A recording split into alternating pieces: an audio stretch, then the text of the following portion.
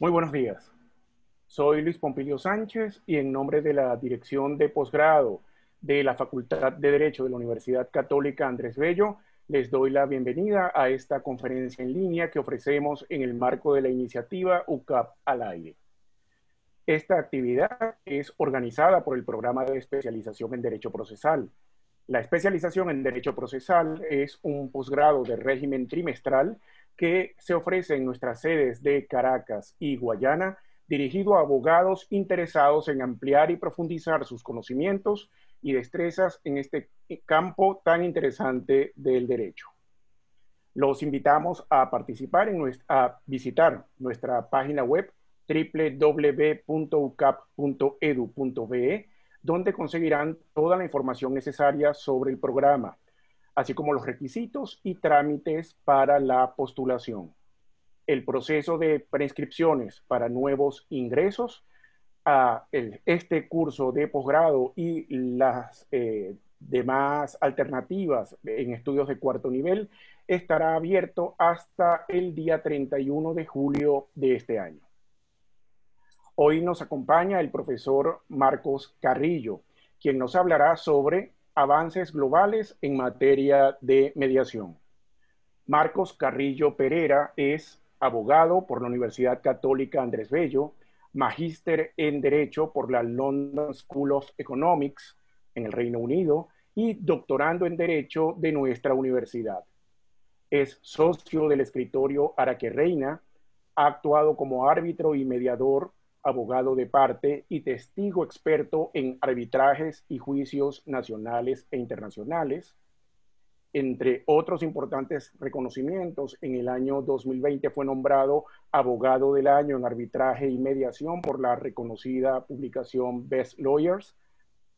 Fue vicepresidente y miembro de la Junta Directiva de la Asociación Venezolana de Arbitraje desde su fundación hasta el año 2019 y es miembro de la directiva del capítulo venezolano del Club Español de Arbitraje. Actualmente es jefe del Departamento de Teoría y Filosofía del Derecho y jefe de la Cátedra de Resolución Alternativa de Conflictos, de la cual fue su fundador en la Facultad de Derecho de la UCAP. Es profesor invitado del IESA y ha publicado extensamente en el área de arbitraje, resolución alternativa de conflictos y filosofía del derecho. En nombre de la Facultad de Derecho y de su dirección de posgrado, agradecemos al profesor Marcos Carrillo por este valioso apoyo académico. Esta sesión tendrá una duración aproximada de 1 hora. En un primer espacio, el profesor Carrillo nos presentará su análisis y posteriormente responderá a sus preguntas y comentarios. Para esta dinámica final, les pedimos por favor que formulen sus preguntas a través de la sección preguntas y respuestas de la aplicación. Esto nos permitirá atender sus interrogantes de manera más eficiente. Agradecemos su asistencia y esperamos que la actividad les sea de provecho. Profesor. Buenos días a todos. Muchísimas gracias a la Universidad Católica y a la Dirección de Posgrados por la gentil invitación a hablar sobre este tema que creo que es bastante interesante para los abogados que practicamos el derecho privado en Venezuela y en Latinoamérica. Como ven de esta primera lámina, pues vamos a estar conversando sobre lo que hemos denominado avances globales en mediación comercial internacional. Y para ello queremos hacer primero una primera y breve referencia al... Ya que disculpen, pero esto no me está pasando. Aquí está. Ok. Una primera referencia a cuál es la situación actual en materia de mediación en Latinoamérica, y lo que podemos decir muy brevemente es que hay un crecimiento de la utilización de la mediación en general. Hay una actividad extensa en diferentes materias como laboral, administrativa, familiar, comunitaria o niños y adolescentes. Hemos visto que en estas áreas ha habido un repunte, si bien, por ejemplo, en la área laboral siempre ha existido el tema de la mediación o la conciliación, pues sí tenemos pues un repunte, unas nuevas perspectivas y unas nuevas formas de abordar los conflictos que han hecho que en estas áreas haya mucha actividad en materia de mediación. No obstante, en materia de mediación comercial, los datos nos dicen que no ha sido tal el boom que ha habido al menos a lo largo de este siglo. Si revisamos las estadísticas que presenta en la Cámara de Comercio Internacional o la ICDR, ICDR, que es la sección de resolución de conflictos de la AAA de los Estados Unidos, de la Asociación Americana de Arbitraje, pues vemos que hay una gran diferencia entre los casos que se ven de mediación comercial y los casos que se ven de arbitraje comercial.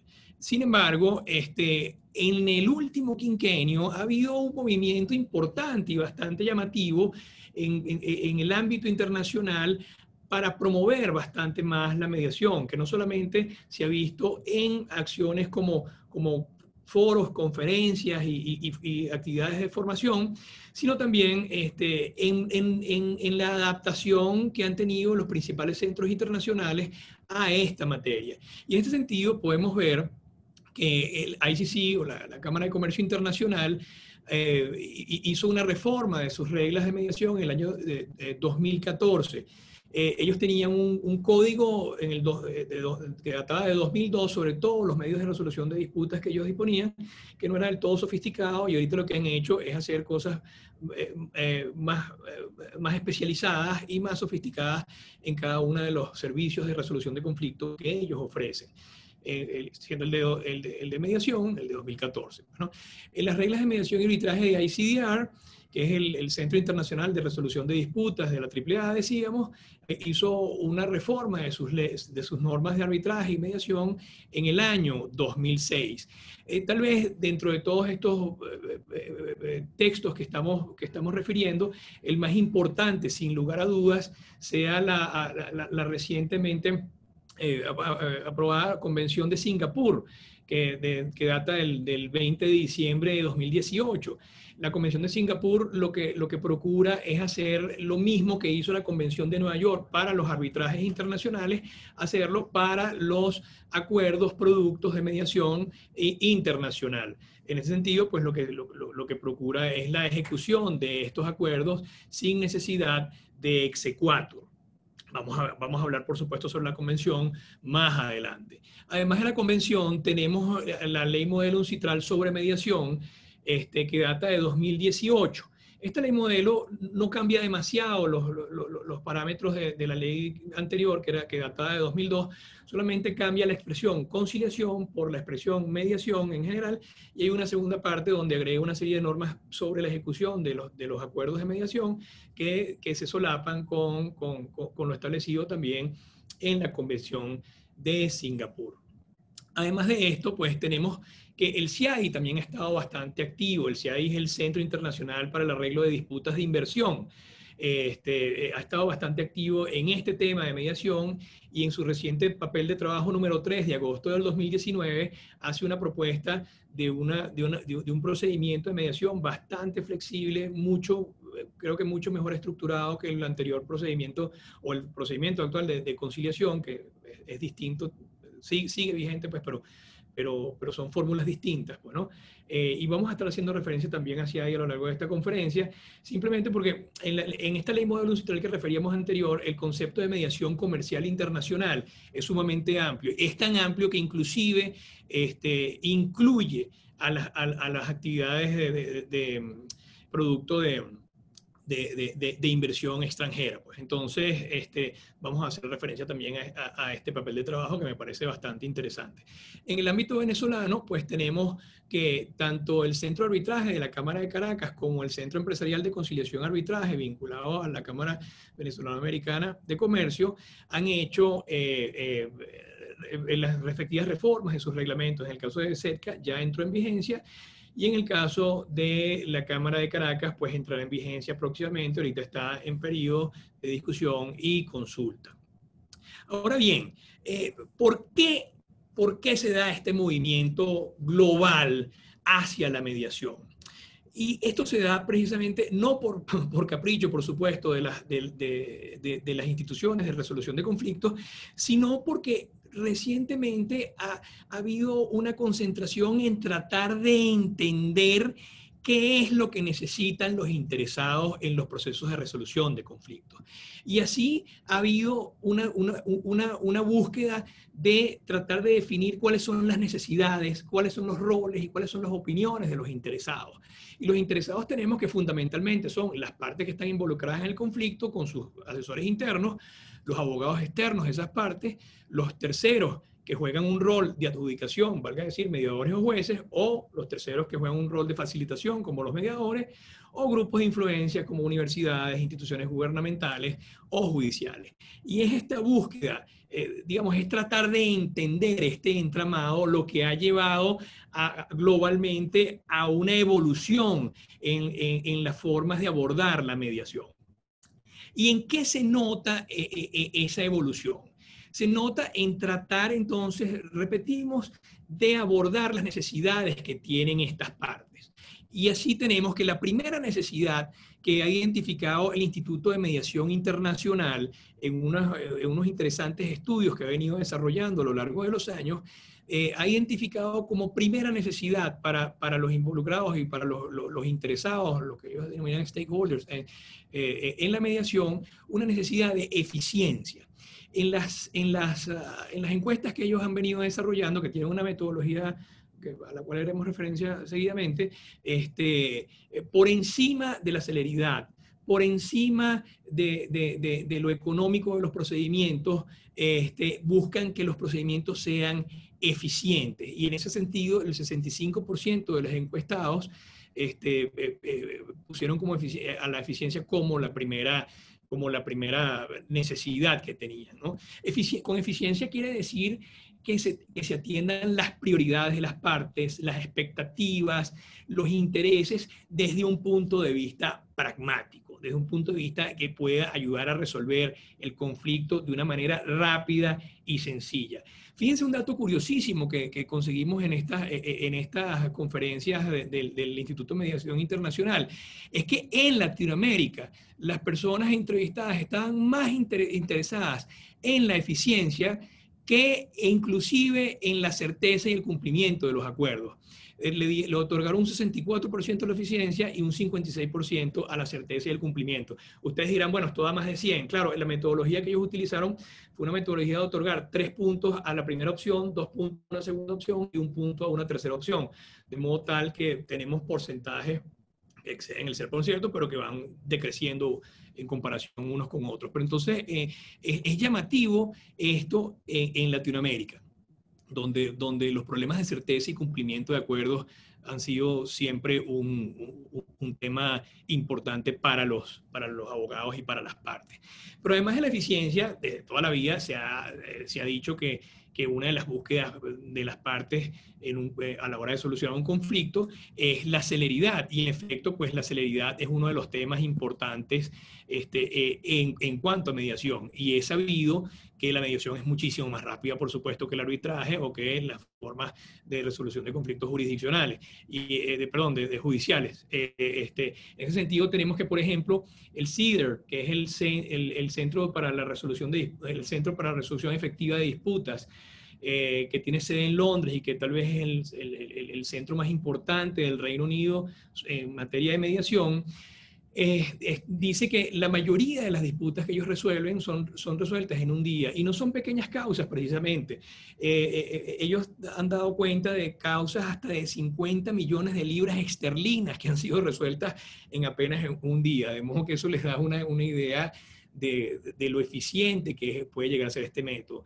En el caso del Centro de Mediación Internacional de Singapur, ellos establecen un lapso de hasta 8 semanas para resolver las controversias. Y otros centros pues establecen mucha más flexibilidad. CCI, por ejemplo, la Cámara de Caracas o CEDCA, pues establecen una gran flexibilidad, pero siempre dentro de temas de espacios de tiempo cortos en general, por supuesto, ¿no? Esto contrasta evidentemente con la duración que tienen los arbitrajes, que es de 1 o 2 años, o la dirección que la duración que tiene un juicio, que por supuesto es de 5 o más años, si tenemos suerte los latinoamericanos en esta área, ¿no? Pero es que además de esto, por supuesto, la mediación, y eso también es una de las características que siempre se le atribuyó a la mediación, hay un tema de reducción de costos importante también en materia de mediación. Y en este sentido, solamente comparar los costos, por ejemplo, de un arbitraje con los costos de un proceso de mediación, vamos a ver que son muy, muy distintos. Entonces, por ejemplo, los costos de pagar 3 árbitros no es lo mismo que pagar un mediador. Los costos de un equipo de abogados trabajando durante un par de años en un arbitraje internacional no es lo mismo que pagar un abogado asistiendo a las partes en un proceso de mediación. Lo mismo con el tema de producción de documentos, que en los arbitrajes internacionales es realmente una cosa dramática la cantidad de documentos que se producen. Testigos prácticamente no se producen en mediación, es una cosa sumamente excepcional, mientras que en el arbitraje pues tenemos testigos expertos, testigos de hecho, y varios de ellos por cada una de las partes que están. Entonces, eso lleva también que la duración de las audiencias sean mucho más extensas en arbitraje, y el tiempo de preparación literalmente lleva un año al menos, o sea, lleva muchísimo tiempo para preparar una audiencia de arbitraje, mientras que la preparación de una audiencia de mediación es muchísimo más corta. Las tarifas administrativas y los honorarios de árbitros y mediadores también generan unas diferencias enormes entre mediación y arbitraje, y por supuesto gastos de viajes y alojamientos también hacen una gran diferencia, al punto tal de que una controversia, digamos, de 25 millones de dólares en arbitraje puede costarnos todo esto, abogados, tarifa administrativa, honorarios nos pueden costar un par de millones de dólares, mientras que en mediación nos pueden costar un poco más de $100,000. O sea, la diferencia es muy, muy, muy importante. En definitiva, también otro de los temas importantes acá para las partes es la posibilidad de controlar el resultado. Yo creo que esta es evidentemente una de las grandes ventajas de la negociación y de la mediación, que las partes puedan ser responsables y puedan planificar qué es lo que quieren, en lugar de que les impongan pues una solución, en lugar de que les impongan una decisión. Yo creo que esto es una de las cosas que realmente vale la pena resaltar de estos métodos de comunicación como la negociación y la mediación que estamos comentando. Otro de los temas importantes en materia de mediación es la relación de los abogados con sus clientes. La relación abogado-cliente termina siendo una cosa tremendamente importante. Y es llamativo que en estas encuestas que hemos estado haciendo referencia del Instituto de Mediación Internacional, la principal preocupación que tienen los clientes es que el abogado no obstaculice los procesos de resolución de controversias. Y le dan un 70%, dicen que el 70% de los abogados externos usualmente actúan obstaculizando otros procesos no adversariales de resolución de conflictos. Entonces, hay un llamado pues enorme pues, de parte de los clientes a un nuevo rol del abogado, un nuevo rol del abogado en el que se involucre más en métodos preventivos, en métodos no adjudicativos, o inclusive en una combinación de estos métodos preventivos y de métodos de mediación para administrar los conflictos que se le puedan se le puedan plantear al cliente. Es más una aproximación de gerencia del conflicto que de confrontar a la otra parte en un mecanismo, bien sea de arbitraje o judicial. En definitiva, lo que se busca es que el abogado no solo atienda estos procesos adversariales que hemos referido, sino que haga un acompañamiento, digamos, gerencial, como habíamos dicho, con el cliente para apoyarlo en todo el camino que significa abordar un conflicto que va mucho más allá simplemente de un juicio o de un arbitraje. En definitiva, se puede resumir esto que los clientes lo que quieren es alguien que los ayude a resolver los conflictos. Eso es lo que esperan los clientes de los abogados. Un último dato que vale la pena resaltar sobre toda esta tendencia es los países que han suscrito que suscribieron la Convención de Nueva York en el año 58 y los que han suscrito la Convención de Singapur hasta ahora. Durante el primer año de la Convención de Nueva York fue suscrita apenas por 24 países, mientras que la Convención de Singapur ha sido suscrita por 44 países en su primer año y ya ha sido ratificada por 4 países.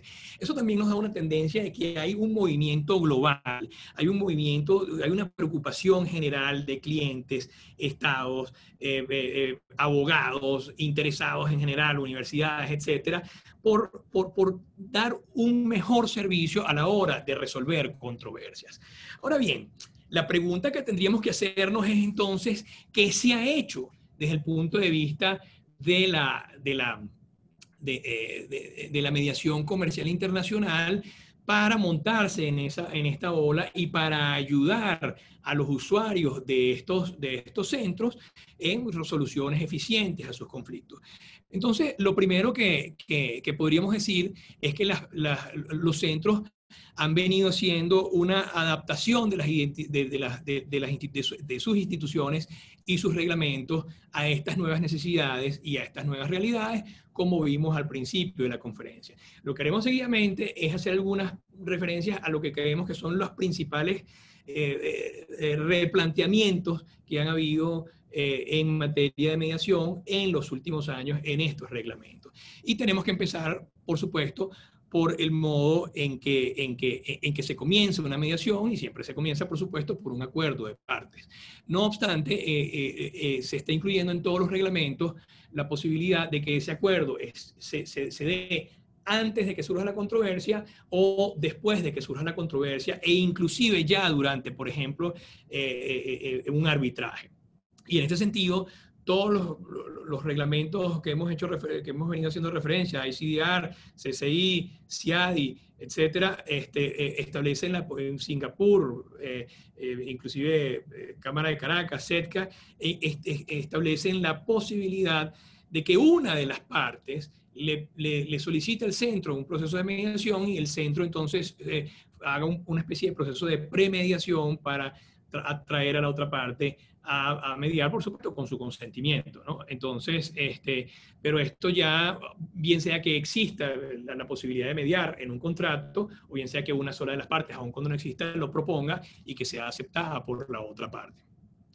Hemos visto, pues, y esto tiene muchos años, el tema de las cláusulas escalonadas, es decir, cláusulas que empiezan con una fase de negociación, una fase siguiente de mediación y si no se puede resolver, pues una fase de arbitraje. Las cláusulas escalonadas no han estado exentas de críticas, por supuesto, y de problemas. Particularmente en CIADI ha habido serios problemas, no con cláusulas escalonadas, pero con los tratados sobre el periodo de enfriamiento, si se debe haber llevado a cabo una acción concreta para negociar o no antes de que comience el arbitraje, y esto han sido discusiones importantes. Y en temas de admisibilidad de los arbitrajes también se han presentado problemas con las cláusulas escalonadas. De modo que una recomendación práctica sería, por supuesto, revisar con mucho detalle cómo es el fin de cada una de las etapas de estas cláusulas escalonadas. Esto lo han venido haciendo los diferentes centros de arbitraje y mediación internacionales con bastante éxito en sus cláusulas modelos más recientes, ¿no? En el caso de ICC y CEDCA, por ejemplo, se puede iniciar la mediación o se puede llevar a cabo la mediación a lo largo de todo el arbitraje en cualquier momento, y hay a lo largo de estos dos reglamentos llamados constantes a revisar a la posibilidad de que se tome la mediación en algún momento del arbitraje o antes del arbitraje. El caso de CIADI es un caso particular que podemos revisar seguidamente, ¿no? Porque como sabemos, pues al CIADI se acude generalmente, no únicamente, por tratados bilaterales de inversión o tratados multilaterales de inversión. En el caso de los tratados bilaterales de inversión, pues el periodo de enfriamiento que tienen una gran cantidad de tratados bilaterales de inversión, es un periodo pensado tal vez para negociar, para tratar de llegar a acuerdos amigables entre el Estado y el inversionista extranjero. Sin embargo, no es algo que suceda, y en la mayoría de los tratados tampoco hay una regulación o algún tipo de guía para que se utilice la mediación en este periodo de enfriamiento. Sin embargo, hay un par de tratados que son interesantes, ¿no? El CAFTA, que es el Tratado de Libre Comercio de Centroamérica, y el Acuerdo de Inversión del COMESA, que es el Mercado Común de África Oriental y Austral, establecen en el primero la posibilidad de mediar en este periodo de enfriamiento y en el segundo inclusive la obligación de mediar en este periodo de enfriamiento. Entonces, creo que son una muestra de hacia dónde pueden ir los tratados bilaterales de inversión cuando empiecen a renegociarse en el futuro y adaptarse a las nuevas realidades que haya, ¿no? Una de las cosas que conseguimos importantes en todos los reglamentos de mediación internacional que se puedan revisar y que hayan sido, por supuesto, reformados recientemente, es la obligatoriedad de que las partes, de que esté sentada en la mesa de negociación, en la mesa de mediación, una persona con autoridad para negociar y para suscribir el acuerdo producto de esa mediación. Esto es una cosa que la mayoría de los reglamentos no tenían o lo tenían como algo opcional. Por ejemplo, algún reglamento hace unos años establecía que se le sugiere a las partes que alguien tenga autoridad y tal. Ahorita todos los reglamentos dicen tiene que tenerla, debe tenerla. Esto para evitar, por supuesto, que se juegue con este periodo, que al final cuando llegue un acuerdo, pues se diga que no se tenía la autoridad y que hay que cambiar ese acuerdo, o que se utilice para conseguir información valiosa para un futuro arbitraje, etc. Entonces, esto se ha estado utilizando pues unánimemente en todos los arbitrajes, en todas las mediaciones, perdón. Antes era una práctica que tenían los mediadores, pero no establecía en la mayoría de los reglamentos. El número de mediadores es otra cosa en la que ha venido habiendo cierta evolución. El principio establecido en el CICI es que es un mediador y eso es lo que se conoce y lo que se ha visto tradicionalmente. Sin embargo, hemos estado viendo que la mayoría de los reglamentos reformados recientemente hacen referencia a uno o dos mediadores o a uno o más mediadores. Realmente no conocemos y no es una práctica común que haya más de dos mediadores, así como no es una práctica común que haya más de tres árbitros, ¿no? Pero sí es una práctica cada vez más común que haya dos mediadores. Para facilitar, por ejemplo, las mediaciones y los problemas derivados de diferencias culturales, por ejemplo, de diferencias legales que haya entre estados, por ejemplo, para aprovechar diferentes competencias que pueda tener un mediador junto con otro mediador. Entonces, la comediación es algo que cada vez se viene utilizando con más frecuencia en la mediación comercial internacional por las razones que hemos dicho. Otra de las cuestiones fundamentales que podemos ver en esta materia es la imparcialidad y la independencia, por supuesto. Esto es algo en lo que todos los centros de arbitraje y mediación hacen enorme énfasis y cada vez que pueden, pues, perfeccionan y pulen las normas sobre esto. En el caso, por ejemplo, de ICDR, se le pide al mediador que haga una investigación razonable sobre los posibles conflictos de interés que tenga y que se remita al Model Standards of Conduct for Mediators, que establece, digamos, una especie de checklist sobre lo que deben revelar o no los mediadores. En el caso de una cláusula que te dice que cualquier hecho o circunstancia susceptible desde el punto de vista de las partes de poner en duda la independencia del mediador, así sea cualquier circunstancia que pueda dar lugar a dudas razonables sobre su imparcialidad. En este caso, pues, esta norma es reproducida en muchos reglamentos, los reglamentos venezolanos la reproducen más o menos en la misma línea. Lo que estamos viendo en la práctica es que para evitar dudas y para evitar problemas, prácticamente todos los centros de mediación y arbitraje le pasan al mediador y al árbitro un checklist de qué es lo que deben revelar y hasta dónde deben revelar. Entonces, esto pues hace muchísimo más eficiente esto, pero no podemos dejar de enfatizar lo importante que es esto, no solamente en arbitraje, sino también en mediación. Otra de las cosas fundamentales en mediación, aún más probablemente que en otras instancias, es la confidencialidad de la información. Y en este sentido, el principio general es que toda comunicación es confidencial. Así tenemos que, por ejemplo, todos los dichos de una parte o confesiones, ofertas, contraofertas, opiniones o sugerencias que haya podido emitir el mediador, todo lo que se comunica en una mediación es confidencial y por lo tanto no puede ser promovida en un futuro proceso de adjudicación como elemento probatorio. Lo que no es confidencial, y esto es un hecho homogéneo en todos los centros de mediación internacional o los principales centros de mediación internacional, es que no es confidencial el hecho de que se esté mediando. Es decir, es confidencial lo que se dice, pero no de que la parte A esté mediando con la parte B. Eso es perfectamente factible que se conozca o sea público, ¿no? Una de las formas en que se manifiesta más claramente la confidencialidad es en la prohibición que tiene el mediador de testificar en un futuro arbitraje o en un futuro juicio. Nada de lo que el mediador haya oído lo puede comunicar, por supuesto, salvo que sean algunas cuestiones contra leyes o que pongan en peligro la vida o la salud de alguna de las partes, etc. Hay una serie de referencias hechas por la doctrina, pero en general, pues el principio es que la prohibición el mediador tiene prohibición de testificar, ¿no? Y tampoco puede revelar. Bueno, el otro tema que es importante es el de la revelación de información dentro de la mediación, y aquí tenemos como dos caminos. Hay un primer camino que es el que establece el reglamento de ICC, y un segundo camino, el que establece la ley modelo uncitral. En el caso de ICC, el principio es que todo lo que una parte le revele en una sesión privada al mediador tiene carácter confidencial, salvo que la parte va de esa confidencialidad. En el caso de la ley modelo uncitral, el privilegio de confidencialidad de este tipo de comunicaciones no es la regla, sino la excepción. En otras palabras, en la ley modelo uncitral se establece que todo lo que le digan las partes al mediador puede ser revelado por este último, salvo que la parte pues expresamente le diga que no lo debe hacer.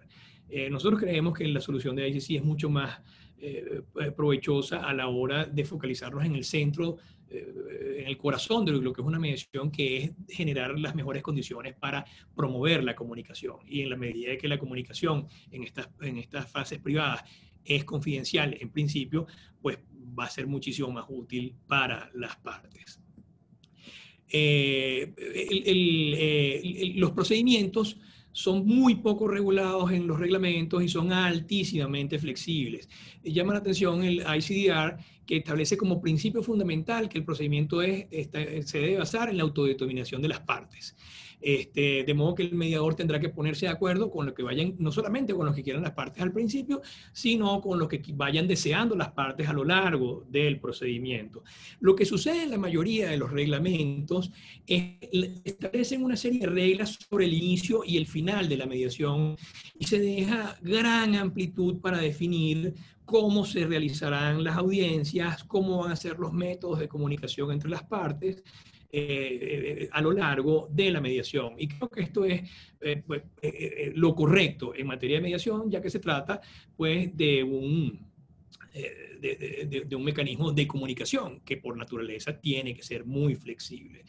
Una cosa, un elemento que puede llamar la atención y que creo que es importante resaltar es lo que se establece en este papel de trabajo de CIADI en el número 3 del año pasado, que establece la necesidad de que se redacte un protocolo de mediación.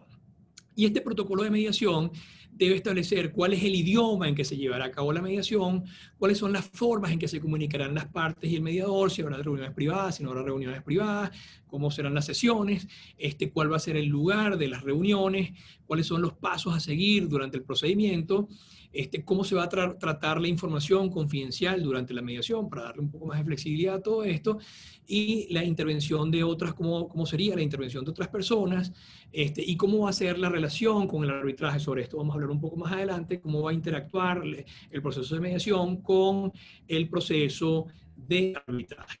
Y sobre esto quisiera que nos focalizáramos un poco más. En todos estos reglamentos modernos ha habido una tendencia muy importante a generar procesos híbridos entre mediación y arbitraje, y en la medida, y en cierta medida, a ir dejando de lado solo el proceso de mediación aislado del proceso del arbitraje. Ahí pues hay mucha más interconexión, hay muchos más vasos comunicantes entre un método y el otro hoy en día a lo largo de todos los reglamentos. Y así tenemos que lo que se conseguía inicialmente como principio en la mayoría de los reglamentos, que era una mediación independiente del arbitraje, que no tenía nada que ver, que ibas a mediación y si no seguías, pues empezabas un arbitraje, pues ha ido cambiando sustancialmente para favorecer más la utilización de mediación. Y tenemos que se están utilizando muchísimo los procedimientos de MED-ARB, es decir, de un proceso de mediación que en caso de no llegar a feliz término, pues el mediador se convierte en árbitro y decida la controversia. Procedimientos de ARB-MED, procedimientos, es decir, que empiecen como arbitraje, pero que terminen con un acuerdo mediado. Un procedimiento que se le está haciendo mucha propaganda últimamente es el procedimiento AMA, que es arbitraje, mediación, arbitraje, que lo está implementando con éxito el Centro de Arbitraje Internacional de Singapur. Y que tiene esta estructura, pues empezar con un arbitraje, antes de seguir adelante el arbitraje, es abrir una fase de mediación, y si no es posible, pues entonces el acuerdo, pues seguir con el arbitraje, ¿no? En Venezuela, este procedimiento AMA, que ya les digo que es relativamente reciente, al menos el énfasis que se está haciendo en él, fue plantado en Venezuela desde el año 2000 por el reglamento de CEDCA, y se ha mantenido a lo largo del tiempo, pues, ¿no? Dando una excelente interacción entre ambas instituciones. Otra de las cosas que se está viendo en los reglamentos es llevar ambos procedimientos en forma paralela, inclusive que hasta que se crucen. Por ejemplo, en el reglamento de ACC hay la posibilidad de que un árbitro eventualmente se transforme en mediador, siempre, por supuesto, con la anuencia de ambas partes, etcétera, para tratar de resolver la controversia aún andando en el arbitraje. Y creo que aquí es donde va a haber un avance importante en los próximos años. Porque en el tema de conflictos es importante ver que el conflicto tiene un periodo de maduración.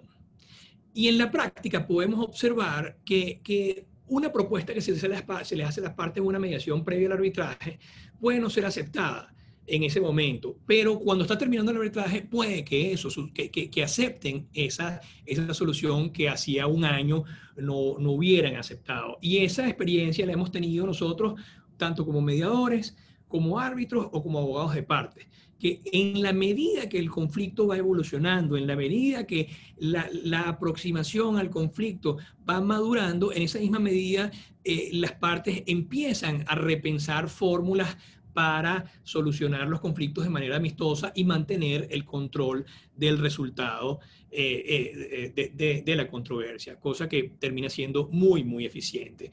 Otra de las innovaciones recientes que estamos viendo es que hay un renacer de lo que se denominaba ODR, que es Online Dispute Resolution, o resolución de disputas online, que cuando empezó todo este tema de la red hace muchísimos años, 20, 30 años, no sé, hubo cierto movimiento que se quedó luego frío con un par de casos y luego no se volvió a utilizar. Claro, no había la tecnología para esto, y ahorita realmente hay un renacer de estas fórmulas de mediación. Por ejemplo, en CEDAR, la institución de mediación que hacíamos referencia, que tiene sede en Londres y es la más importante del Reino Unido, se están haciendo mediaciones online sistemáticamente con muchísimo éxito, por cierto. El reglamento de la Cámara de Caracas, el proyecto que tiene, establece la posibilidad de que las mediaciones se hagan vía online también. Y el Centro de Arbitraje de Mediación Internacional de Singapur ha desarrollado lo que denominan el protocolo COVID, que también permite este tipo de solución de conflictos online, ¿no? Hay otros métodos que que podríamos nombrar, dispute boards, que son métodos más bien de acompañamiento, no es un método necesariamente de resolución de conflictos, aunque puede también resolver disputas durante el acompañamiento de una obra, una excelente herramienta, por cierto, el sometimiento de la disputa a expertos o a un referee antes de ir a un arbitraje. Ahora bien, todo esto termina con un acuerdo, si sale exitosamente. Ahora, el problema de los acuerdos en materia internacional es su ejecución, y en materia de mediación era un problema, porque o los acuerdos producto de la mediación eran homologados por un tribunal, o se convertían en laudo, o el mediador se convertía en árbitro para darle carácter de laudo a ese acuerdo. Estas son las tres formas básicas que teníamos de hacer valer entonces un acuerdo en otro estado, en otro territorio, a la hora de ejecutarlo. Ahora bien, para esto entonces realmente los instrumentos legales para hacer valer estos acuerdos eran, por supuesto, la Convención de Nueva York o el exequatur. Pero el acuerdo en sí no tenía ninguno. Eso hasta ahora, hasta el año 2018, bueno, y por supuesto en la medida que se empieza a ratificar el tratado, que surgió la Convención de Singapur, que es la denominada Convención de las Naciones Unidas sobre los acuerdos de transacción internacionales resultantes de la mediación. Y esto, lo que decíamos al principio, tiene como finalidad dar los mismos efectos que dio la Convención de Nueva York a los laudos arbitrales, es decir, que puedan ser ejecutados sin necesidad de exequatur en otro territorio. Y en este sentido, pues hay algunas normas que vale la pena resaltar en esta convención. En primer lugar, que la convención solo se aplica a los acuerdos de transacción internacional resultantes de mediación, o sea, tienen que tener carácter internacional y tienen que ser resultado de una mediación, no puede ser cualquier acuerdo, por ejemplo, por vía de negociación. La convención dispone que el acuerdo debe constar por escrito y debe estar firmado por ambas partes y que debe versar sobre una controversia de carácter comercial. Además de que tenga que versar sobre una materia de carácter comercial, hay todo un tema probatorio, es decir, la convención exige que se prueben estos extremos. Y en este sentido, la propia convención establece varias posibilidades.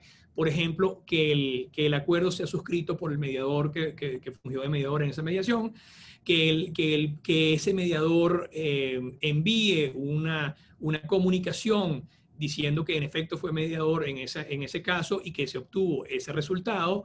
En tercer lugar, también que el centro de resolución de controversias que administró el proceso de mediación también pues lo haga llegar una comunicación en el mismo sentido que decíamos anteriormente, siguiendo estos, pues, básicamente los principales medios de prueba.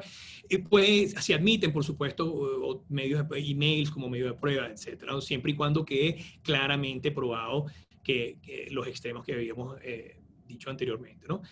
Se excluyen entonces aquellos acuerdos que puedan ejecutarse como sentencia o laudo. Evidentemente, pues si el acuerdo se transformó en sentencia o se transformó en laudo, pues entonces se ejecutará vía exequatur o vía Convención de Nueva York para evitar pues este tipo de solapamientos.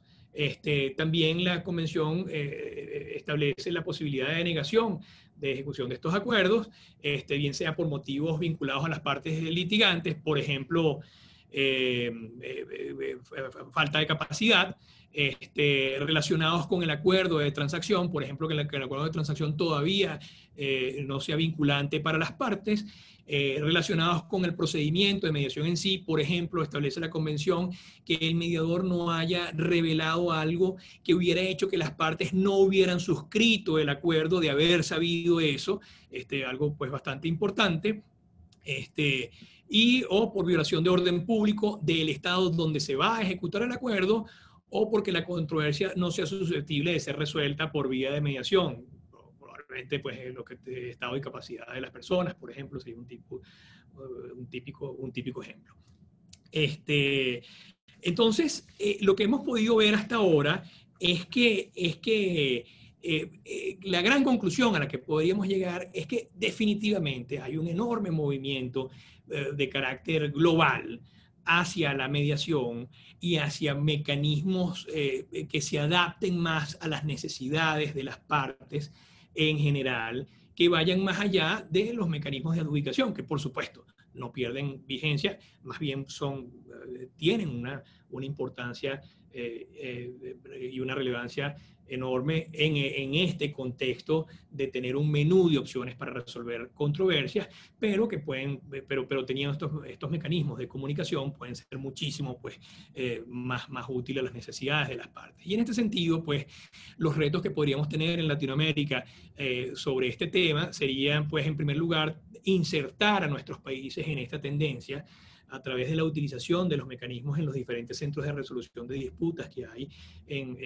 a lo largo de Latinoamérica y que funcionan muy bien en países como Perú, Colombia, México, etcétera, pues Argentina, pues tienen excelentes centros de mediación, en Venezuela por supuesto también han funcionado muy bien. Y para insertarlos creo que es importante que haya procesos de formación, no solamente por supuesto de estudiantes, pero formación de quienes van a ser mediadores, formación de quienes participan en la administración de los casos y sobre todo, muy importante, formación de los usuarios. Es decir, en estas encuestas IMI que nosotros hacíamos referencia, una de las cosas que es muy importante para el usuario es tener familiaridad, y para los abogados. Además, a veces los abogados no recomiendan un procedimiento porque no están familiarizados con él. Entonces, la familiaridad con los procedimientos de los usuarios pues, puede ser muy importante, ¿no? Evidentemente, es una carga importante tanto de universidades como de centros de mediación y arbitraje, pues la promoción de estas herramientas y indispensable que todo esto se haga dentro de unos extraordinarios estándares de calidad y que nunca se sacrifique la calidad por ninguna otra razón. En definitiva, muchachos, podemos cerrar con una frase que emite tal vez una de las más reconocidas árbitros que hay hoy en el mundo, y nos estamos refiriendo no a un mediador, nos estamos refiriendo a un árbitro, que es la doctora Gabrielle Kaufman-Kohler, que recientemente expresó públicamente que es el tiempo del renacer de la mediación. Pues muchísimas gracias a todos por su atención. Muchas gracias.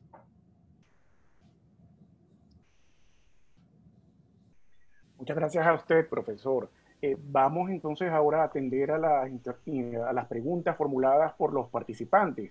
Les recordamos que pueden formular sus preguntas a través de la sección preguntas y respuestas de la aplicación, que es un botón que está ubicado en la parte inferior de su pantalla, si están conectados en una PC. Profesor Carrillo, el profesor Juan Rafali pregunta lo siguiente. La tendencia MED-ARP y el crecimiento de la mediación independiente no revela la intención de los usuarios de hacer cada vez más reservado e independiente de los centros el proceso. ¿Será por temor a los costos? Sí, bueno, pues el profesor Rafali sabe mucho de esto, por supuesto, ¿no? En el caso de mediación, pues los costos en los centros son sumamente bajos, sumamente bajos. Y el tema de la confidencialidad en los centros también es una cuestión que se trata con enorme celo.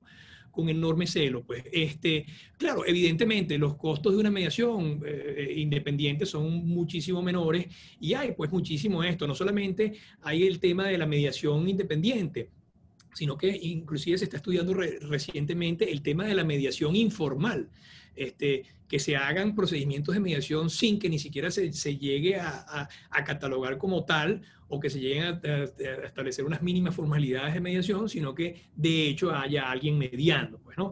Entonces, no he leído datos sobre este tema, pero lo que sí podría decir es que realmente los centros de arbitraje y de mediación son celosísimos del tema de la independencia de los árbitros y del tema de la confidencialidad de la mediación y cómo es tratada. De hecho, son de las cosas que se regulan con muchísimo más detalle en los reglamentos. Entonces, claro, todo esto está en un contexto de autonomía de la voluntad de las partes, donde las partes buscarán el mecanismo que les sea más favorable. Sin embargo, yo recomendaría, así como en arbitraje, yo siempre recomiendo, pero no tengo la más mínima duda de que el arbitraje tiene que ser institucional. Yo creo que en la mediación, si bien se puede ser un poco más flexible en este mensaje, pues creo que siempre el Centro de Arbitraje y de Mediación tiene un rol importante que cumplir para asistir y para ofrecer un muy buen servicio de mediación. También el profesor Rafali concluía la intervención preguntando, él dice que entiende que Venezuela es signataria de la Convención de Singapur y le pregunta si eso es así. Sí, sí, es de los 44 países que suscribió la Convención de Singapur, sin embargo no ha sido ratificada. La ratificación de la Convención de Singapur ha venido dada por Arabia Saudita, si mal no recuerdo, Qatar, Fiji y algún otro país que se me va en este momento. Son los 4 que hasta ahora lo han ratificado. Sí. Pascual Marzullo hace una pregunta muy interesante. Él lo saluda y plantea lo siguiente. ¿Podría hablar respecto de los primeros pasos que jóvenes abogados deberían dar para desarrollarse en el mundo del arbitraje y como mediador, más allá del mundo de las competencias académicas? Bueno, muy buena pregunta de Pascual. Hay varias cosas que se podrían sugerir sobre este tema. Yo creo que en primer lugar, un joven abogado debería buscar trabajar, por supuesto, en el área, bien sea en un centro de arbitraje o con abogados destacados en el área. Eso sería una primera opción. Pero otra opción que yo suelo recomendar es que los abogados jóvenes se atrevan a escribir. Yo creo que un buen momento para escribir es cuando uno está joven, porque después uno se va enredando si no está dedicado exclusivamente a la academia, pues tiene compromisos con la oficina y con otro tipo de cosas. Pues entonces, en esa medida que tú vayas escribiendo, no solamente te vas dando a conocer, sino que te obligas a hacer una reflexión de fondo, de importancia, a hacer algún tipo de contribución que te pueda ir ayudando pues, a involucrarte en el área. Pues, ¿no? Por supuesto, pertenecer a asociaciones como la Asociación Venezolana de Arbitraje o, bueno, o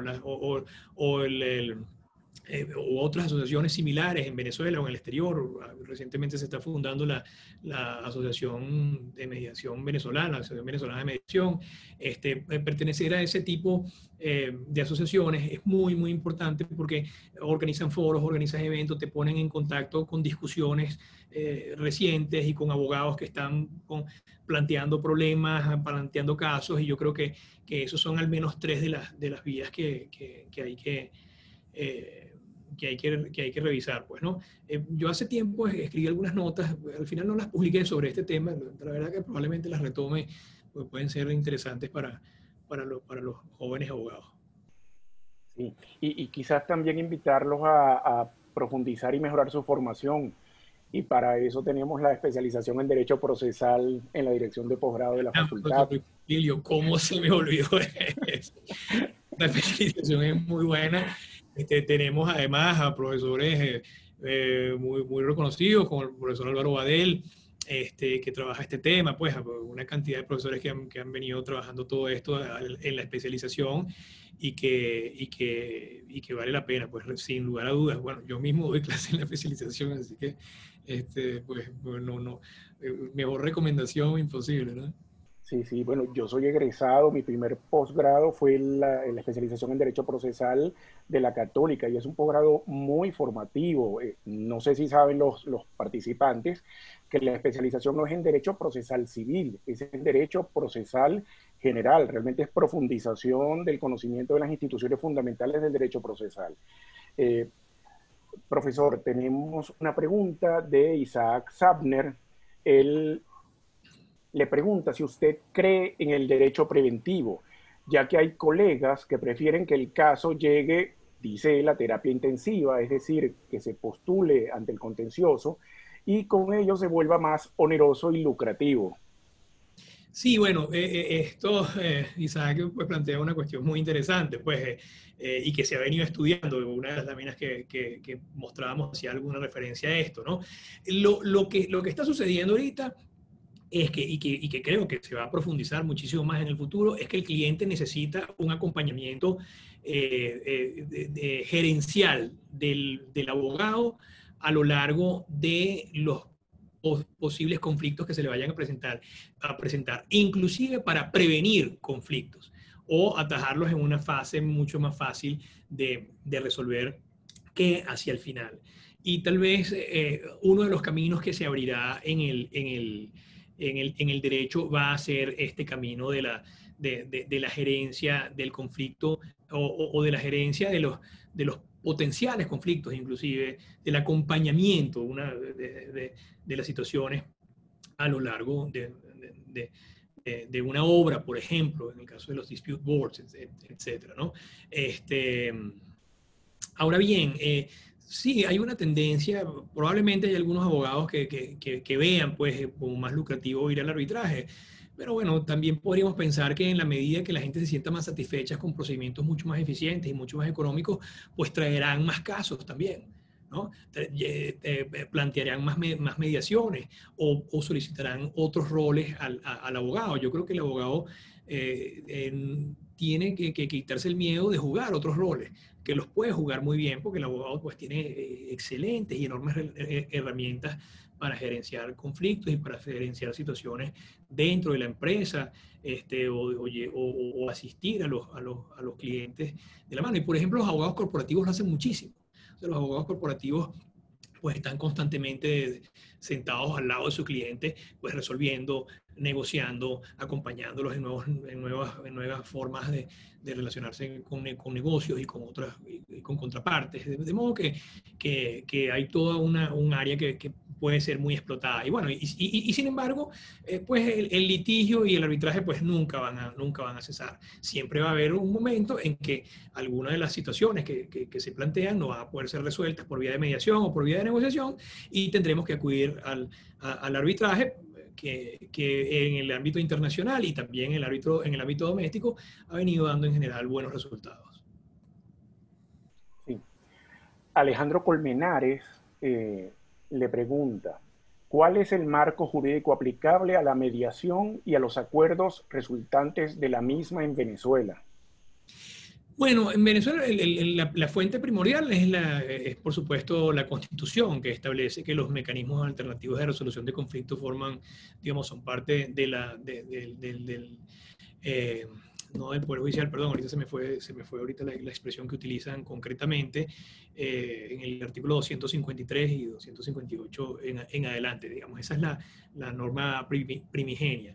En general, estos acuerdos, productos de la mediación, habrá que revisar los reglamentos de las instituciones que se utilicen para la mediación. Si es una mediación independiente, pues en principio va a tener carácter de naturaleza de contrato y para su ejecución pues se tendrá que solicitar la ejecución igual que se solicita la ejecución de algún contrato. En el reglamento de SEDCA se establece la posibilidad la obligatoriedad de que el acuerdo de mediación se convierte en laudo y por lo tanto tiene los efectos de un laudo arbitral. ¿Qué quiere decir esto? Que tiene fuerza de cosa juzgada y de causa ejecutoria el acuerdo de mediación en este centro de arbitraje en particular. Entonces, tenemos las dos opciones, o la opción de ser un acuerdo de partes que podría eventualmente ser homologado por un tribunal, por ejemplo, o que no necesariamente sea homologado por tribunal y que tenga que ejecutarse como un contrato de no haber sido homologado, y la posibilidad de que el acuerdo se transforme en laudo si así lo establece el reglamento, como lo establece el reglamento SEDCA, en cuyo caso tiene los efectos del laudo. Elizabeth El Yuri le pide que comente un poco sobre los requisitos de certificación de mediadores en Venezuela. Dice que su preocupación es el control de la calidad del mediador. Sí, bueno, Elizabeth, pues es una de las personas que tiene más experiencia en materia de mediación y arbitraje en Latinoamérica y en el mundo, diría yo, ¿no? Y esto es un problema serio y es un problema que en Venezuela se ha planteado muchísimo, es decir, se ha discutido, se ha reflexionado sobre él. Cuando empezó todo este tema de las mediaciones, Hubo alguna gente que pensó que podía haber algún tipo de certificación gubernamental a los que la mayoría pues, nos opusimos realmente, porque eso podía terminar siendo pues, cualquier tipo de cosa. Y creo que, bueno, con los avatares que ha habido en el país, pues creo que hemos estado en lo correcto. Y aún cuando no hubiera habido avatares, no creo mucho en eso tampoco, ¿no? Los centros de mediación y arbitraje tienen digamos, algunas condiciones para formar parte. En Venezuela tienen algunas condiciones para formar parte de esos centros de arbitraje, de las listas de árbitros y mediadores. Y suelen ser bastante celosos de sus listas, ¿no? Y tener gente que esté, digamos, que sea postulada, por ejemplo, por instituciones reconocidas, tienen que ser aprobadas por la junta de los respectivos centros, pero luego viene efectivamente el problema ya concreto de saber mediar. Y ahí es donde lo que se ha hecho en Venezuela es tratar de dar formación en materia de mediación a los miembros de esas listas. Pero realmente hasta ahora en Venezuela, como bien apunta Elisa, no ha habido un proceso de certificación. Tal vez dos de los sitios donde hay certificaciones más reconocidas es el CEDAR en Londres, al que hacíamos referencia. Tiene un proceso de certificación muy, muy reconocido en Europa y en el Commonwealth. Y luego también tenemos, por ejemplo, el Instituto de Mediación Internacional tiene un proceso de certificación también que puede ser pues, muy útil. Y creo que en la medida de que, por ejemplo, en Venezuela o en Latinoamérica en general, los centros se vinculen más a estas instituciones, podemos garantizar una mejor aproximación al hecho en sí de mediar, que creo que es lo que está la preocupación fundamental de la pregunta, ¿no? Una de las alternativas que se planteó, de las soluciones a esto que se ha planteado también, es vincular los centros de arbitraje con centros y mediación, con centros de pequeñas causas donde el mediador puede irse entrenando. Pero esto realmente no ha cuajado como se ha pensado, pero puede ser una buena alternativa, porque en definitiva, pues, mediar se aprende mediando, pues, ¿no? Por más de que uno estudie y todo, bueno, es importante estudiarlo, por supuesto, pero el hecho de mediar, el hecho de negociar es muy, muy importante también, ¿no? Entonces, bueno, estas son como las tres áreas que han habido. Uno, pues procesos de formación de los centros de arbitraje, de sus árbitros y mediadores. Dos, la posibilidad de vincularse con instituciones reconocidas e internacionales que emiten certificación. Y tres, la posibilidad, que no se ha desarrollado, pero que puede ser interesante, de participar en mediaciones de menor cuantía para ir pues, aprendiendo la dinámica de la mediación, aunque por supuesto, realmente trabajar una mediación de poca cuantía no es ni remotamente lo mismo que trabajar una mediación internacional comercial que tiene pues muchas complicaciones, o las futuras mediaciones que puede haber en CIADI que tendrán particularidades importantes también, ¿no? CIADI, por cierto, tiene procesos de formación también en materia de mediación, en materia de inversión. Pedro Duarte le pregunta lo siguiente: ¿es la mediación la llave para la reconstrucción de la justicia civil en Venezuela? Mira, yo he venido teniendo como cambios en cuanto a la aproximación, al rol que debe jugar la mediación en la justicia ordinaria, porque tiende a banalizarse, ¿no? Y tiende a hacerse de manera, digamos, a no dedicar el tiempo que se debe dedicar para una mediación. Algo de eso probablemente hayamos visto en el ámbito laboral, que no es esa, por supuesto, no es mi área, pero la sensación que tengo es que te dan, por ejemplo, una hora para mediar. Pues una hora para mediar no tiene ningún sentido. Y la siguiente audiencia es dentro de 3 meses. Y no es por mala voluntad de los jueces, ni mucho menos, sino porque están muchas veces saturados de casos. Entonces, la mediación intrajudicial, inclusive a nivel internacional, se está repensando realmente porque creo que no ha dado los resultados que todos pensábamos. Yo estaría hoy en día pensando más en remisión de casos de lo judicial a centros privados de de mediación y arbitraje, en donde haya mediadores que tengan tiempo realmente para atender la dinámica de una mediación que no termine en una hora, jamás en la vida, ni que puedas irla haciendo cada 15 días o cada mes o cada 2 meses. ¿Me explico? Entonces, sí tiene que haber, pues, y de hecho hay toda una nueva reflexión sobre el rol que juega la mediación intrajudicial y sobre la relación que debe tener el Poder Judicial con centros de mediación y arbitraje, que es por donde yo creo que va el camino. Es decir, que se complementen mucho más los centros de mediación y arbitraje, que se complemente mucho más el Poder Judicial a través de la remisión a centros de mediación y arbitraje privados. Y creo que por ahí debe ir el camino.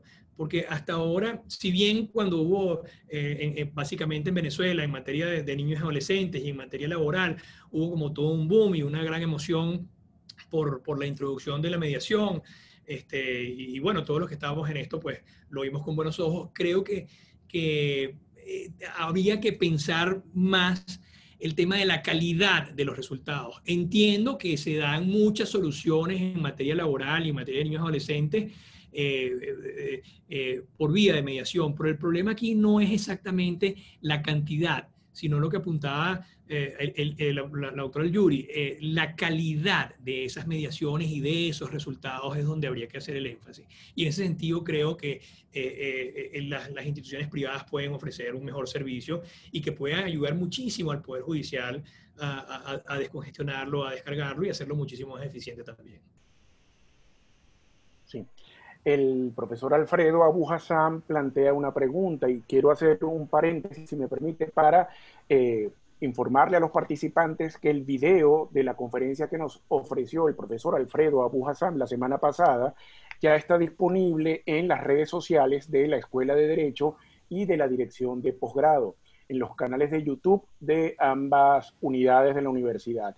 Esta conferencia del día de hoy está siendo grabada y en las próximas horas también será publicada en los canales de la Escuela y de Posgrado. Los invitamos a revisar ambos medios. Allí están publicadas todas las conferencias que hemos ofrecido en el marco de esta iniciativa al aire. Y regresando a la pregunta del profesor Abu Hassan, él plantea lo siguiente. Dadas las características que ha expuesto con relación a la mediación, parece no ser necesario que sean abogados los que intervengan en este mecanismo de solución de conflictos. ¿Qué opinión y qué experiencia tiene sobre este aspecto? Muy interesante la pregunta del profesor Abusan, por supuesto. Aquí hay varias tendencias. En general se ha dicho que no hace falta estar asistido de abogados. Y por ejemplo, la CCI así lo establece, que podrías ir a un proceso de mediación no estando asistido de abogados. Sin embargo, en procesos complejos de mediación comercial y de mediación comercial internacional, creo que lo sano es estar asistido de un abogado que tenga capacidad negociadora importante, es decir, no un abogado que vaya a obstaculizar el proceso de mediación, como lo hemos visto. O sea, nosotros hemos visto reiteradas veces, además, que las partes llegan a un acuerdo y los abogados destrozan ese acuerdo en la mediación, ¿no? No sé qué razones, probablemente no están del todo formados en esta área, ¿no?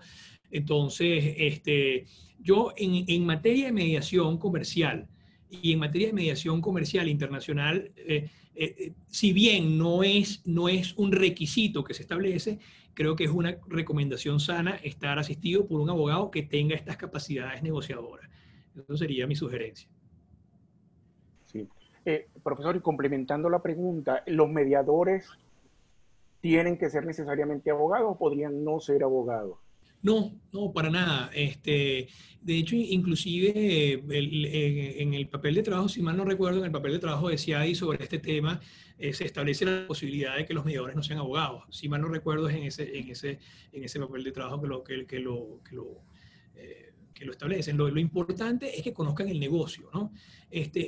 Por supuesto, siempre es un plus para tener un abogado porque como mediador porque bueno, puede ver el contexto legal, si algo es factible llevarlo a cabo o no es factible llevarlo a cabo, si es posible ejecutarlo, no ejecutarlo, etcétera, ¿no?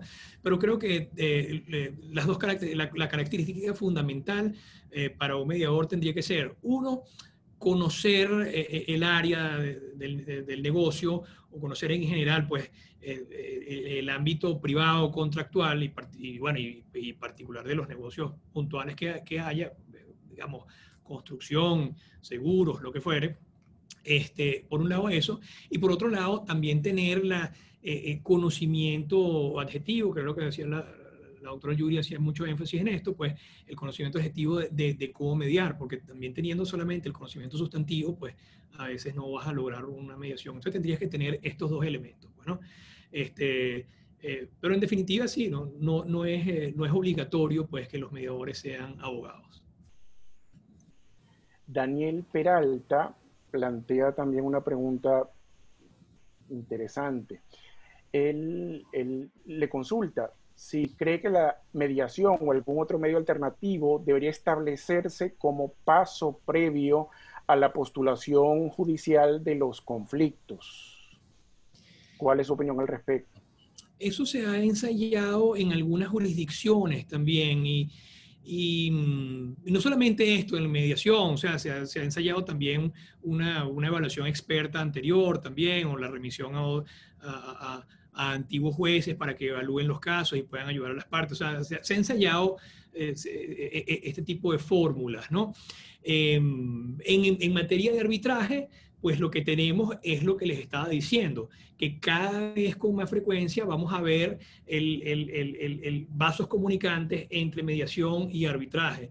Es decir, procedimientos de arbitraje que incluyan una primera fase de mediación o procedimientos arbitrales que vayan corriendo en paralelo el procedimiento de mediación con el procedimiento arbitral. Y esa es la tendencia que vemos claramente marcada de aquí en adelante en materia de mediación y su relación con el arbitraje. En materia de poder judicial, pues es lo que decíamos, ¿no? Remisión obligatoria a una mediación privada, aunque me parecería tremendamente eficiente y positivo, pues podría traer algunos conceptos que habría que pensar, digamos, ¿no? La mediación obligatoria intrajudicial, en mi opinión, como les decía, pues si bien puede haber tenido resultados cuantitativos importantes, habría que estudiar un poco más los resultados cualitativos que ha tenido, ¿no?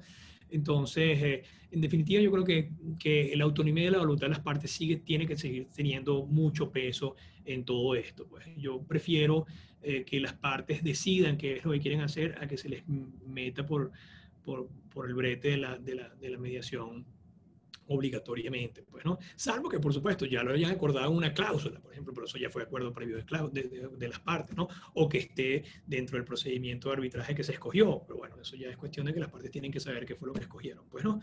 Eso, en definitiva, pues, prevalencia de la autonomía de la voluntad de las partes y un movimiento en el ámbito de los centros de arbitraje y de mediación hacia mayor relación entre mediación y arbitraje es lo que va a haber. Y en el ámbito judicial, como les decía, esta fase obligatoria yo la sometería un poco más a análisis realmente. Sí, tenemos muchas preguntas pendientes y estamos ya sobre la hora, así que voy a tratar de formularle las más relevantes. Alessandra Corona pregunta, ¿cómo pueden los abogados jóvenes involucrarse en la mediación, aparte de la formación académica? ¿Las instituciones están promoviendo la incorporación de estos en los procedimientos de menor cuantía? Sí, de hecho, eso es una de las cosas que, al menos en las reuniones que he tenido con algunas de las instituciones, hay esa preocupación. Y se han hecho inclusive acuerdos con otras instituciones que lleven acuerdos de menor cuantía, por ejemplo, que lleven causas, perdón, de menor cuantía, ¿no? Han habido acuerdos entre la Universidad Católica y el CEDCA también con Chacao, tratando de promover esto. No estoy informado de cuáles han sido los resultados tangibles, pero sí lo importante es que hay esta preocupación para que vaya ese proceso de entrenamiento, sin duda alguna, porque pues lo que plantea Alessandra es muy importante, porque dado el carácter confidencial y reservado además, o sea, porque no es solamente la confidencialidad de las comunicaciones, sino la reserva de lo que sucede ahí, es decir, los que están en la mediación son solamente los que están autorizados y pocas veces las partes dan permiso de que esté otra persona que pudiera asistir para ir observando, para ir viendo, ¿no?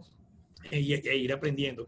Entonces, realmente la práctica se hace difícil y sí ha habido una preocupación importante en estos centros para tratar de abrir eso. Y habría que, bueno, hacer seguimiento. Lo que es que no estoy seguro de cuáles han sido los resultados hasta ahora en eso. Bueno, pero ciertamente pues es algo en lo que se tiene que trabajar sin lugar a dudas. Sí.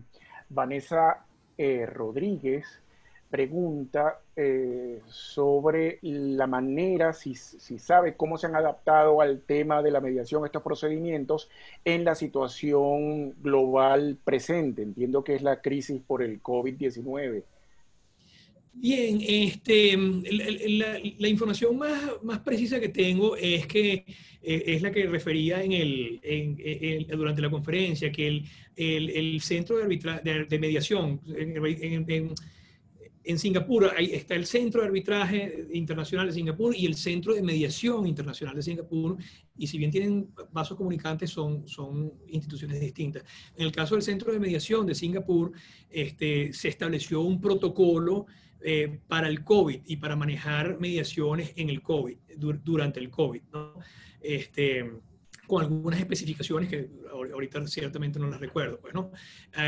CEDAR, el centro que hemos hecho referencia en Londres y donde trabaja, por cierto, una abogada venezolana, Ana Virginia Bauder, también ha venido haciendo mediaciones online también dentro de este contexto, aunque no sé si tienen unas reglas específicas para llevar a cabo las mediaciones en este sentido. Seguramente pues tienen unas guías, unos guidelines para esto, pues, ¿no? Digamos, esos serían dos ejemplos claros que tenemos. Por supuesto, está el ejemplo del reglamento de la Cámara de Caracas, que ya no lo establece como un problema coyuntural, sino como un problema ya de fondo. O sea, en eso el reglamento lo veo bastante avanzado en esta posibilidad de poder llevar adelante pues, mediaciones online también, ¿no? Es un poco algunos ejemplos concretos que podríamos citar. Sí, Antonio Ramírez pregunta si en aquellos casos en que el conflicto sea de mucha intensidad o de alto grado de complejidad, ¿no sería mejor ir directo a un arbitraje y no correr el riesgo de ir a una mediación insatisfactoria y entonces tener un doble gasto? Sí, bueno, en primer lugar, los gastos de mediaciones son ínfimos comparados con los de un proceso adversarial.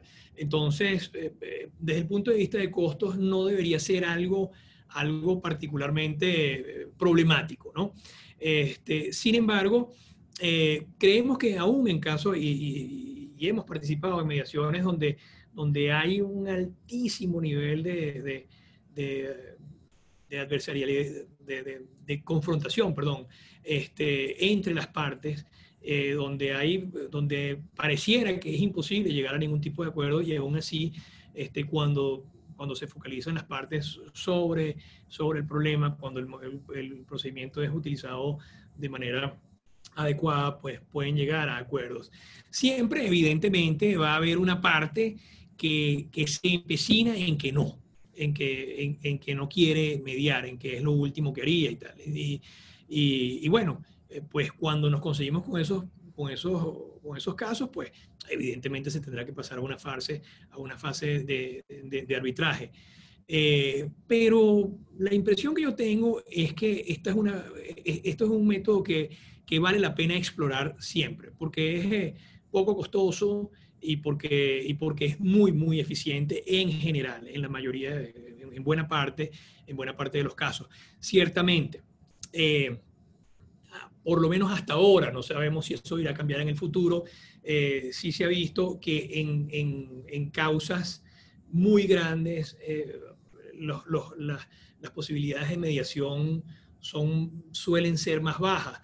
Pero aún así, por ejemplo, vemos, por ejemplo, el CIADI, alguna estadística que leí recientemente, decía que 35% aproximadamente de sus casos se resolvían por vía de transacción. De modo que aún en casos tan complejos, aún en casos tan cargados legalmente como los casos de arbitraje de inversión o de inversión, de inversión en general, pues hay espacios para negociar y hay espacios para llegar a acuerdos. Entonces es algo que se debe explorar. Y a tal punto esto es así que veíamos que la tendencia en la mayoría de los centros es a tener estos procesos híbridos, pues, ¿no? Para ver si se pueden ir desarrollando. E inclusive, si así lo quisieran las partes, o sea, o una de las partes dijera, mire, yo no voy a ir a mediación bajo ninguna circunstancia, yo voy directo al arbitraje, pues la mayoría de los reglamentos están abriendo las puertas a estos procedimientos paralelos de mediación o a la mediación intraarbitral o a que un árbitro se convierta en un mediador en un momento dado y si no sirve, pues siga el arbitraje otra vez, etcétera. Pues entonces, estos procedimientos híbridos, estos vasos comunicantes entre mediación y arbitraje se están viendo cada vez con más frecuencia y creo que eso obedece pues a una necesidad de las partes, ¿no? Y al hecho también de que se ve que en un porcentaje importante de arbitrajes termina habiendo procesos de transacción, que tal vez ese número podría subir si ese proceso fuera acompañado por un mediador que facilitara esos procesos de negociación. Sí, tenemos una pregunta de la profesora María Gabriela Cuevas que plantea lo siguiente. Salvando las distancias respecto a temas corporativos que están en el foco de este intercambio, hay temas límites en los que de entrada negamos la posibilidad de incorporar mecanismos de solución alternativa de conflictos, porque implicaría hablar del riesgo de renunciar a derechos irrenunciables. Sin embargo, hay materias en las que sin renunciar a derechos o sin renunciar a la necesidad de juzgar a responsables de delitos, habría que pensar en la mediación como forma complementaria de justicia, no sustitutiva, para reparar a las víctimas. Escribo esto teniendo en mente problemas familiares en que los hijos son víctimas de violencia por parte de los padres. La opción innegable es la sanción. Sin embargo, eso no repara realmente a la víctima.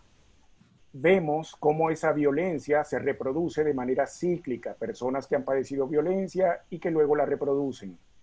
La pregunta es, ¿pueden los mecanismos alternativos de solución de conflicto ofrecer posibilidades? ¿Hay experiencia al respecto en otros países? Sí, bueno, aquí hay una experiencia que ha sido bastante exitosa, que es la utilización, la preponderancia que se le ha dado a la negociación y a la mediación en materia de niños y adolescentes desde que surgió la primera ley del 98 y a lo largo de sus sucesivas reformas. Yo he dicho que en esa materia en particular, la legislación empezó a ver a la familia como una familia adulta y no como una familia alieni juris, digamos, ¿no? Que era lo que sucedía, por ejemplo, con la ley tutelar del menor, que todo lo resolvía el Estado, los tribunales, etcétera. La LOMNA en general establece una enorme cantidad de mecanismos de negociación, de mediación sobre materia de niños y adolescentes. Y sobre eso también es importante lo que decía la profesora Cuevas, es decir, se pueden negociar los derechos de los niños y adolescentes. Y mi respuesta, de hecho he escrito sobre eso, mi respuesta ha sido sí.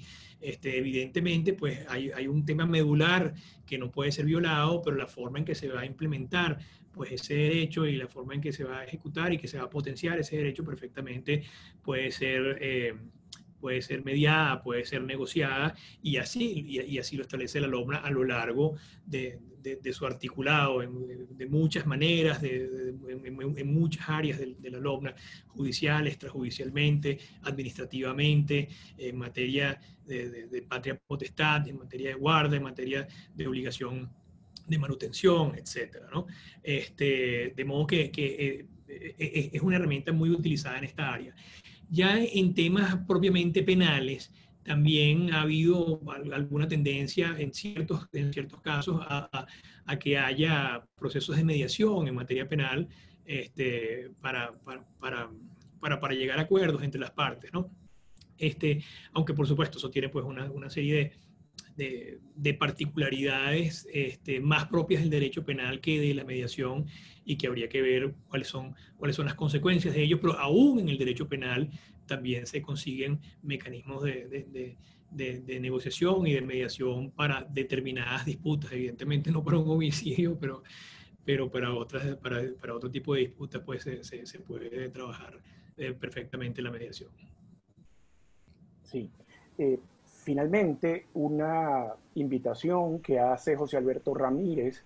Él nos comenta que la Asociación Venezolana de Arbitraje está recibiendo artículos para la publicación de los mismos en la primera edición del anuario de la Asociación Venezolana de Arbitraje. Dice que la recepción de estos artículos será hasta el 1 de agosto, y los datos, la información sobre los criterios editoriales se publica a través de las redes de la Asociación Venezolana de Arbitraje. Profesor Carrillo, si quiere dar algunas palabras de despedida. En cuanto a la Asociación Venezolana de Arbitraje, yo creo que es una de las instituciones más importantes que hay ahorita en esta materia de resolución alternativa de conflictos, y que ha venido haciendo una extraordinaria labor en general en la promoción de estas instituciones. Pues. Entonces, que es una institución que evidentemente vale la pena vincularse, y hacer reflexión a través de artículos que se puedan publicar en esta publicación, que va a tener trascendencia internacional. Creo que es muy importante también, ¿no? Pues solo me queda pues agradecer pues a todos la atención, las excelentes preguntas que me hicieron, porque me hicieron además reflexionar mucho más de lo que pensaba pues sobre este tema. Y creo bueno, que es un barco que se ha echado a andar. Es un barco que se ha echado a andar y que hay que ver si llega a feliz puerto, pero que creo que pues toda la marea global parece apuntar a que va a ser un proceso cada vez más utilizado en el ámbito de los negocios nacionales e internacionales. Y siguiendo pues a la profesora Kaufman Kohler, pues yo creo que va a ser el tiempo del renacer de la mediación en los próximos años, y así esperamos que sea, por el bien no de la mediación, que al final de cuentas es simplemente un instrumento y ya, o sea, que se utiliza si sirve, y si no sirve pues se utilizará otro. No por el bien de la mediación, sino por el bien de los que estén afectados por un conflicto, que puedan acceder al mecanismo adecuado: mediación, arbitraje, dispute boards, acompañamiento, expertos, etcétera, para la resolución de su respectivo conflicto. Yo creo que en esa visión global del abogado acompañando a su cliente en la gerencia de sus actividades, pues es que puede haber veo yo el futuro del derecho en lo que viene próximamente. Muchísimas gracias una vez más a mi querida Universidad Católica, a la directora de posgrados, a la directora del posgrado de procesar, el profesor Luis Pompilio Sánchez, que ha tenido la gentileza de ayudarme en el día de hoy, pues, y a la universidad en general, y a todos, por supuesto, los que tuvieron la gentileza de asistir a la conferencia de hoy. No, muchas gracias a usted, profesor, por este valioso apoyo y por la muy interesante disertación. En efecto, la directora del programa de especialización en Derecho Procesal es la profesora Ana María Guario. Ustedes pueden escribir solicitando información o cualquier dato que requieran sobre el programa o la oferta académica de la universidad a través de la dirección de correo derechoprocesal@ucap.edu.be. Profesor, de nuevo muchas gracias. Gracias a ustedes por la asistencia. Los invitamos de nuevo a visitar nuestra página web www.ucap.edu.be, donde podrán conocer nuestra oferta académica en estudios de cuarto nivel. La Facultad de Derecho de la Universidad Católica Andrés Bello, en sus sedes de Caracas y de Puerto Ordaz, cuenta con programas de ampliación, programas de estudios avanzados y especializaciones en diversas áreas del saber jurídico, y con un doctorado en Derecho. Las preinscripciones para todos nuestros programas estarán abiertas hasta el 31 de julio de este año. Síganos, por favor, en nuestras redes sociales. A través de ellas informamos la programación de todas las actividades preparadas por la universidad en el marco de la iniciativa UCAP al aire. Esas redes sociales son @en la UCAP, @postgrado UCAP, @posgrado_UCAP G de gato, es la cuenta de la Dirección de Posgrado de UCAP Guayana, y @UCAP virtual. Les recuerdo que la grabación de esta conferencia será publicada en los canales y redes sociales de la Escuela de Derecho y de los estudios de posgrado. Muchísimas gracias y feliz tarde. Profesor, hasta luego. Nos vemos en la universidad. Gracias, seguro. Hasta luego. Gracias.